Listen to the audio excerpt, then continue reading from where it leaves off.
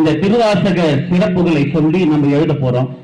சென்ற ஆண்டு திருவாசகத்தில் மொத்தம் 51 பதிகங்கள், 658 பாடல்கள், 5842 வரிகள், 18864 வார்த்தைகளை கொண்டது திருவாசகம்.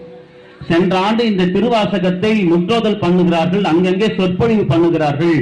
திருவாசகத்தை முற்றும் எழுத வைக்க வேண்டும் என்ற ஒரு உணர்வு எனக்கு ஏற்பட்டு ஒரு அறிக்கை தந்து அது கிட்டத்தட்ட உலகம் முழுக்க சென்றடைந்து 16 நாடுகள் சென்ற ஆண்டுகள் நம்மோடு கலந்து கிட்டத்தட்ட 22,000 பேர் இதுவரை திருவாசகத்தை முற்றும் எழுதியிருக்கிறார்கள். 658 பாட்டையும் 22,000 பேர் முற்றும் எழுதியிருக்கிறார்கள்.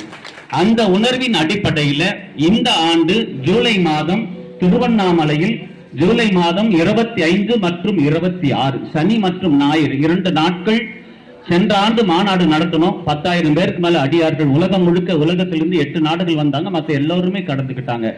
இந்த ஆண்டு நம்ம செய்ய வேண்டிய ஒரு சிறப்பு என்னன்னா, திருவாசகத்துக்கு நம்ம செய்யற ஒரு தொண்டு, உழவா தொண்டு நீங்கள் செய்வதை போல சைவ தொண்டும் திருமுறை தொண்டும் திருவாசகத்திற்கு ஒரு தொண்டும் செய்ய வேண்டும் என்று சொன்னால், இந்த ஆண்டு ஜூலை மாதம் 25ஆம் தேதி சனிக்கிழமை காலை 10 மணி முதல் 11:30 வரை, மீண்டும் சொல்கிறேன், ஜூலை மாதம் 25ஆம் தேதி காலை 10 மணியிலிருந்து 11:30 வரை சனிக்கிழமை ஒரே நேரத்திலே உலகம் முழுக்க திருவாசகத்தை நாம் எழுத வைக்கக்கூடிய